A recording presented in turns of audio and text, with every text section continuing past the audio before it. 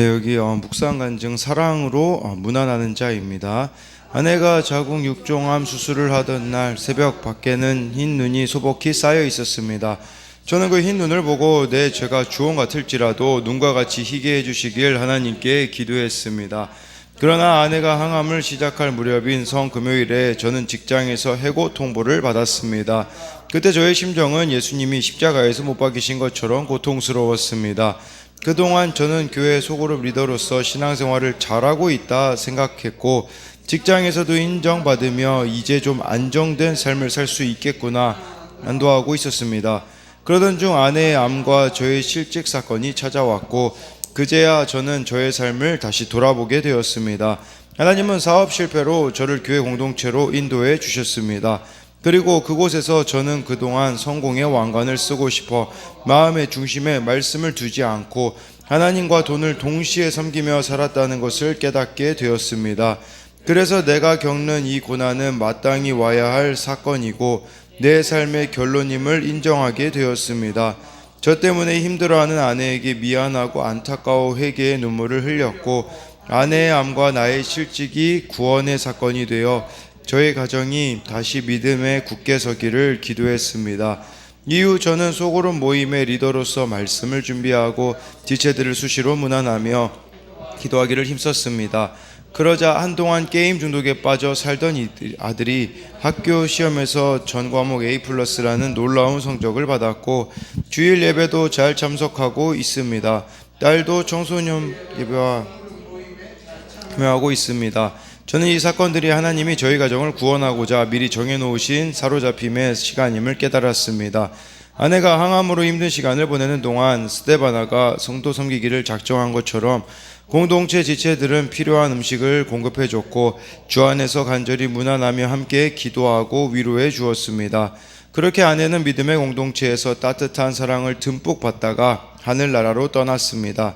앞으로 저도 그리스도의 복음의 빚진 자로서 공동체로부터 받은 사랑을 세상에 되돌려주며 형제를 사랑으로 문안하는 자가 되기를 소망합니다. 적용하기 교회 온라인 기도에 참석해 중보 기도를 하고 공동체에서 받은 사랑을 소그룹 모임을 통해 되갚겠습니다. 아내의 암 사건으로 죽게 돌아오신 장모님을 한 달에 한 번씩 문안하여 믿음에 굳게 서시기를 기도해 드리겠습니다.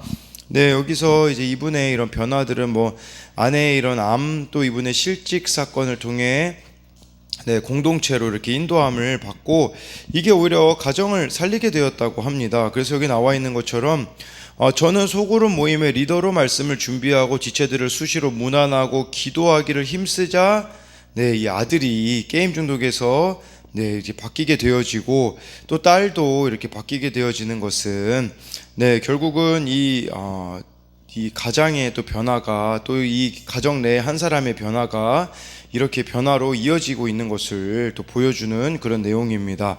오늘은 고린도전서 16장 13절부터 이렇게 24절까지인데요. 바울이 이제 마지막으로 이제 고린도전서를 마치면서 문안 인사 같은 그런 내용들을 여기다 기록해 두었다라고 할 수 있어요. 그래서 13절에 깨어 믿음에 굳게 서서 남자답게 강건하라 이렇게 말씀해 주고 있어요.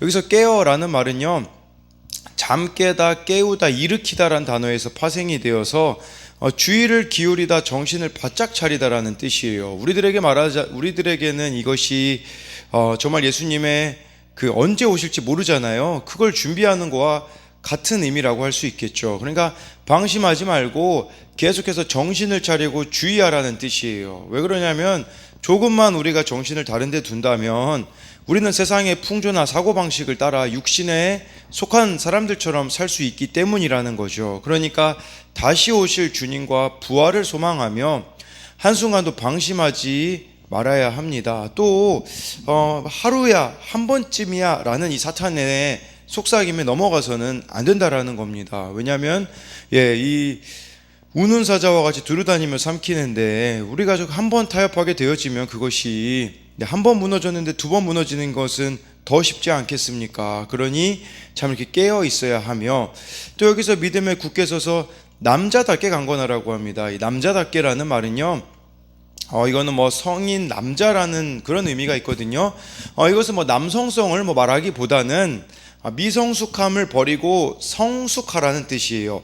그러니까 우리는 누군가의 이런 말 한마디에도 쉽게 흔들리잖아요. 그러니까 나를 찌르는 말을 잘 내 안에서 빼내는 것, 드러내는 게 남자답게 강건해지는 비결인데, 이것은 그 가운데 내 죄가 보이고 인정되어야 가능한 은혜라는 것을 기억해야 합니다. 어제 저도 한결이나 이제 외찬이 아이들 키우다 보면 느끼는 건 뭐냐면, 아이들은요, 듣고 싶은 것만 들으려고 해요. 그래서 우리 신앙이 남자답게 강건하다라는 것은 때로는 필요한 말을 들을 수 있어야 한다라는 것인데, 그 필요한 것이 우리들에겐 때로는 불편하게 다가올 수 있지만, 그것이 우리 신앙이 잘하는 자의 모습이다라고 할 수가 있는 거겠죠. 그래서 13절에 대한 적용 질문은, 굳게 서서 강건하게 하지 못하는 나의 어떤 말이나 사건은 무엇입니까? 대장부처럼 믿음에 굳게 서서 싸워야 할 죄와 유혹은 무엇이 있나요? 14절에 너희 모든 일을 사랑으로 행하라 라고 해가지고요, 이 균형이 너무 중요해요. 13절에 믿음에 굳게 서는 것과 모든 일에 사랑으로 행하는 것은 같이 가야 되는 것임을 기억해야 합니다. 어떤 사람은 믿음은 있지만 사랑이 없는 사람이 있을 수 있는 거죠. 그러나 모든 일을 사랑으로 행해야 되기 때문에 사랑의 마음으로 우리가 행하지 않는다면 그것은 소용이 없음을 말해주는 거라고 할 수가 있습니다. 그러면서 이 고린도 교회에 본이 되는 한 가정을 바울이 소개를 해요. 15절에 형제들아, 스데바나의 집은 곧 아가야의 첫 열매요 또 성도 섬기기로 작정한 줄 너희가 아는지라 내가 너희를 권하노니. 이 스데바나의 집이 아가야의 첫 열매라는 것은 고린도전서 1장 16절에 보면요, 바울에게 처음 세례를 받았던 가정입니다. 그래서 이 고린도 교회의 문제를 쭉 지적하다가 마지막에는 모범적인 한 가정을 이렇게 바울이 소개하고 있어요. 왜 그러냐면 이 가정이 고린도 교회에 직면한 문제를 해결하는 실마리를 제공했을 뿐 아니라 문제를 해결한 후 지향해야 할 삶까지 제시해주고 있는 거예요. 쉽게 말하자면 너희들 가운데 스데바나의 집 사람들이 있지 않니? 스데바나 가정이 있지 않니? 그 가정을 보고 본받아야 된다, 이렇게 지금 바울이 말하고 있는 거겠죠.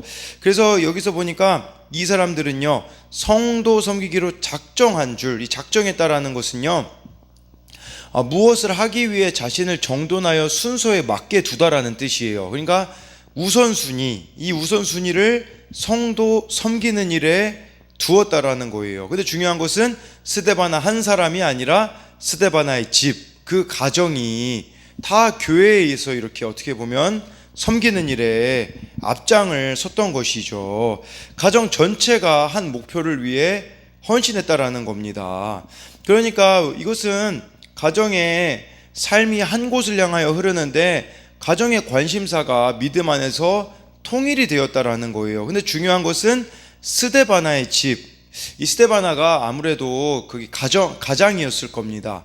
그러니까 이 가장이 믿음 위에 굳건히 서 있자 그 남은 가족들도 동일하게 이렇게 서 있는 것처럼 정말 우리가 믿음의 이런 가장의 역할을 또 바르게 해야 되는 것에 대하여서도 이렇게 볼 수가 있는 거죠. 아까 그 묵상 간증에 나온 것처럼 정말 이분이 바로 믿음 위에 서 있을 때 모든 가정들이, 이 가족 구성원들이 제자리를 찾아가듯이 우리도 이렇게 믿음의 가장의 역할을 잘 감당해야 모두가 다 이렇게 믿음으로 나아가게 되어지는 것이에요.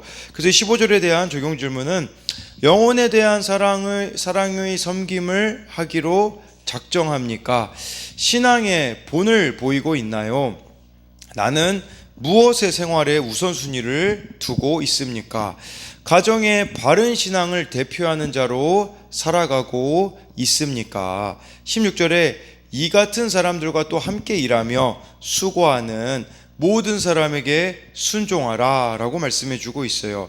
이 가정이 사랑과 섬김으로 모범을 보여주었기 때문에 고린도 교회 안에 팽배해 있던 분열을 해결하고 연합을 이루는 중요한 역할을 감당했다라는 겁니다. 우리가 어떤 사역의 목표나 성취 또 그걸 통해 나를 드러내려고 하다 보면 주위에 있는 사람들에게 소홀할 수 있는데 그리해서는 안 된다라는 것을 말해주고 있고, 그리고 여기 함께 일하며 수고하는 모든 사람에게 순종하라는 것은 하나님이 교회 안에 질서를 세우셨고 영적 지도자들을 이렇게 세우셨잖아요. 그들을 통해 다른 성도들을 돌보게 하셨는데 그 권위를 인정하고 겸손히 순종하는 것이 하나님의 뜻에 순종하는 일이라고 하고 있어요. 그러나 고린도 성도들은 그 권위를 인정하지 않았습니다. 왜냐하면 바울의 약점을 막 들추어내며, 우리가 고린도전서에서 보면 바울이 말이 시원치 못하다 막 그런 말도 하고, 또 사도가 맞냐 막 이런 말들을 막 고린도 교회 성도들이 했거든요. 이로 보자면 교회 안에도 영적 지도자들을 하나님이 세우셨는데 순종하지 못하는 것은 그들의 약점 때문이 아니라 나의 교만일 수도 있다라는 것을 우리가 이 말씀을 통해서 봐야 합니다. 네, 물론 약점 때문일 수도 있겠지만 또 그 가운데서 우리를 돌아보자라는 말이겠죠. 그래서 16절에 대한 적용 질문은 나는 얼마나 지체들에게 관심을 가지며 살아가고 있나요? 영적 지도자들에게 순종하고 있습니까? 17절에요. 내가 스데바나와 브드나도와 아가이고가 온 것을 기뻐하노니 그들이 너희의 부족한 것을 채웠음이라 라고 해서요. 네, 그래서 이 주님의 몸된 교회를 견고하게 세워가는 일은 서로의 부족한 부분을 온전히 채워주는 거예요. 여기 이 부족한 것을 채웠다라는 것은 완전히 채웠다라는 단어가 쓰였더라고요. 그러니까 이 서로가 사랑과 협력을 통하여서 이렇게 한 몸을 이루는 이런 공동체가 되어줘야 한다라는 거겠죠. 이름으로 추정해 볼 수 있는 것은 이 브드나도는 자유롭게 노예가 된 사람들이 자주 썼던 이름이라고 해요. 행운이라는 헬라 이름이에요. 그래서 이렇게도 추정하더라고요. 브드나도와 아가이고 같은 경우는 아가이고는 아가야 사람이란 뜻으로 그리스인이었죠. 그러니까 이 두 사람이 스데바나의 집의 종이었으나 이제는 스데바나의 권속에 속한 사람들일 가능성이 있다라고도 볼 수 있습니다. 그래서 이들이 고린도 교회 문제들과 성도들의 질문을 담은 그 편지를 바울에게 전달을 했고, 바울은 그것을 파악을 하고서는 이 고린도 전서를 썼다라고 볼 수가 있는 겁니다. 18절에 그들이 나와 너희 마음을 시원하게 하였으니 그러므로 너희는 이런 사람들을 알아주라. 그래서 27절에 나와 있는 스데바나, 브드나도, 아가이고가 바울의 마음을 시원하게 해줬대요. 이 마음을 시원하게 하다라는 것을 원어로 보면 영혼을 새롭게 하다라는 뜻이에요. 그러니까 바울이 막 너무 지쳐 있었는데 영혼이 이들로 인하여서 새로워졌다라는 거겠죠.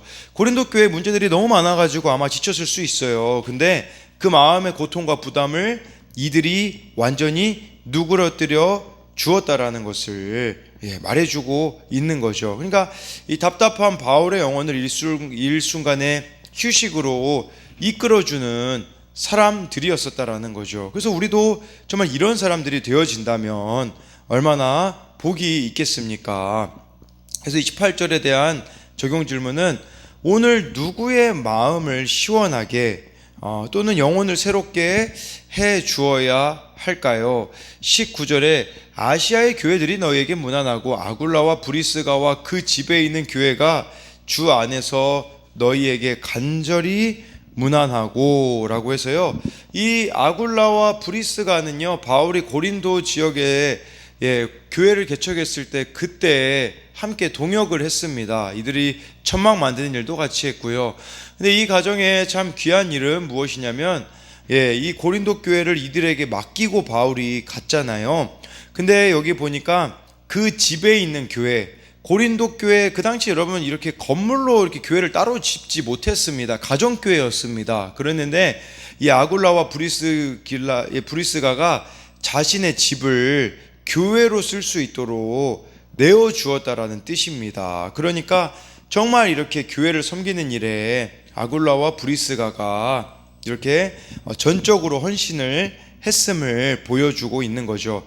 그리고 이 부분은요 아볼로에게 말씀을 가르치기도 했어요. 아볼로가 모르는 부분들에 대하여서도 가르쳐주고 자신의 집을 교회로 내어주는 헌신을 하였다라는 거죠. 이처럼 사랑은 구체적으로 상대의 이름을 불러주고 그 수고를 인정해 주는 것이라고 할 수가 있어요. 그래서 이 19절에 대한 적용 질문은 내가 이름을 불러주고 구체적으로 사랑에 적용을 해야 할 대상은 누가 있습니까? 20절에 모든 형제도 너희에게 문안하니 너희는 거룩하게 입맞춤으로 서로 문안하라 라고 해서요, 거룩하게 입맞춤으로 문안하라는 것은 서로 돕고 섬김으로 형제 사랑을 구체적으로 표현하라는 뜻이에요. 21절에 나 바울은 친필로 너희에게 문안하노니, 여기부터는 바울이 직접 자기가 쓴다라는 뜻이에요. 그렇다면 고린도전서는 다른 사람이 썼나? 그게 아니라 추정해 볼 수 있는 건, 여러분, 이런 바울의 편지에서 이런 내용은 갈라디아서 같은 데도 나와요. 내가 손으로 쓴 큰 글씨를 보라 하면서 갈라디아서가 마지막에 마치면서 그렇게 나오거든요. 아마 바울이 안질이 있었기 때문에 이렇게 잘 쓰지 못했을 거라고 추정을 합니다. 그래서 바울 옆에 있던 누가나 동역자들이 바울이 불러주는 것을 대필했다라고 볼 수가 있는 거죠. 근데 여기서 친필로 문안한다라는 건, 여기서부터는 바울이 직접 쓴다라는 것은 그만큼 중요하다라는 것을 함축하고 있는 거겠죠. 22절에 만일 누구든지 주를 사랑하지 아니하면 저주를 받을지어다 우리 주여 오시옵소서라고 해가지고요, 주를 사랑하지 않는 자는 저주를 받는다라는 게, 여기서 저주라는 말이 여러분들에게 좀 걸림으로 다가올 수 있지만, 근데 여러분, 이게 사랑의 말이라는 걸 기억해야 되는 거예요. 최고의 조언은 내가 좋아하는 사람에게 내 생각 말하는 게 아니라 말씀을 전하는 것임을 기억해야 되는 거겠죠. 예수님을 전하는 것이 가장 큰 복이라는 겁니다. 왜냐하면 예수님을 사랑하지 않으면 영원한 형벌을 받을 수밖에 없는데, 이런 말을 하는 것은 정말 모든 사람들이 예수님을 믿기를 원하는 바울의 이런 마음이 여기에 담겨 있는 것이 아니겠습니까? 또 주를 사랑하지 아니하면 저주를 받을 자라는 것은, 바울은 지금 고린도전서를 마치면서 이 내용들, 이 교훈들을 정말 고린도 교회 성도들이 따르기를 원한 것이라고 볼 수가 있는 겁니다. 그럼 이처럼 사랑이라는 것은요, 고린도 교회의 문제를 드러내고 돌이키라고 바울이 하는 것이 사랑이잖아요. 우리도 이런 권면을 해줄 수가 있어야 되는 거예요. 이 권면은 정말 사랑의 마음으로 그 사람이 돌이키기 원하여서 해줄 수 있는 그런 사랑의 권면, 말씀의 권면이 우리들 가운데 있어야 한다라는 거죠. 이처럼 말씀으로 서로 문안하며 권면하는 공동체가 건강한 공동체라는 거예요. 문제가 있다면 그것을 명확히 이야기해 주어 그 자리에서 돌이키게 하는 것이 바로 마지막 때를 사는 내가 해야 할 최고의 문안이고 거룩한 입맞춤이라는 것을 말해주고 있어요. 왜냐하면 바울이 우리 주여 오시옵소서, 정말 이 예수님의 그 재림을 기다리며 이렇게 말씀대로 사람들이 돌이키기를 바랬다라고 할 수가 있는 거겠죠. 그래서 22절에 대한 적용은 아직 주님을 믿지 않는 내 가족이나 지체에게 어떤 말로 문안하고 있습니까? 마지막으로 23절 24절에요. 주 예수 그리스도의 은혜가 너희와 함께하고 나의 사랑이 그리스도 예수 안에서 너희 무리와 함께 할지어다 라고 이렇게 말씀해 주고 있어요. 그래서 은혜, 예수님의 은혜와 함께하고 나의 사랑이 그리스도 예수 안에서, 여러분, 이게 이 사랑이 예수님 안에 있어야 된다라는 걸 말해주는 거예요. 우리가 다른 사람을 어떻게 나의 사랑으로 사랑할 수 있겠습니까? 그리스도 예수 안에서 가능하다라는 거겠죠. 그러니까 이것은 사랑으로 바울이 기록한 것이니, 고린도전서를 기록했기 때문에 이 성도들도 사랑으로 살아가기를 권면하고 있어요. 그러니까 고린도 교회의 문제에 대해서도 권면하면서도 주님을 깊이 사랑하라고 당부하고 있는 거겠죠. 그러니까 고린도 교회가 아무리 많은 문제를 가지고 있다고 해도 바울은 고린도 교회에 대한 사랑을 저버릴 수가 없는 겁니다. 왜 그러냐면 바울과 교회는 그리스도 예수 안에서 맺어진 관계이기 때문이에요. 여러분, 여기서 말하는 사랑은 예수 안에서 있는 사랑이라는 말은 무슨 말이냐? 여러분들하고 맞지 않는 사람이 있다고 할지라도 예수님 안에서 맺어진 관계이기 때문에 저버려서는 안 된다라는 겁니다. 네, 그것이 바로 고린도 교회와 바울의 사랑이듯이 우리들도 사랑하고 싶은 사람만 사랑하는 것은 사실 누가 못하겠습니까? 그러나 교회 안에 있다 보면 여러분들이 사랑하고 싶지 않은 사람도 있지만 예수님 안에서 사랑하는 것이 진정한 사랑의 길임을 기억하셔야 한다라는 거겠죠. 그래서 이것에 대한 적용 질문은, 나를 힘들게 할지라도 그리스도 예수 안에서 맺어진 관계이기 때문에 사랑해야 할, 또 돌아봐야 될 사람은 누가 있습니까? 이렇게 함으로써 정말 이 고린도전서, 이 고린도 교회를 향한 바울의 이런 사랑의 마음을 여기서 보게 되어지며, 우리도 늘 이렇게 깨어 믿음에 굳게 서서 남자답게 강건한 신앙을 갖는 저와 여러분들이 되기를 소망합니다.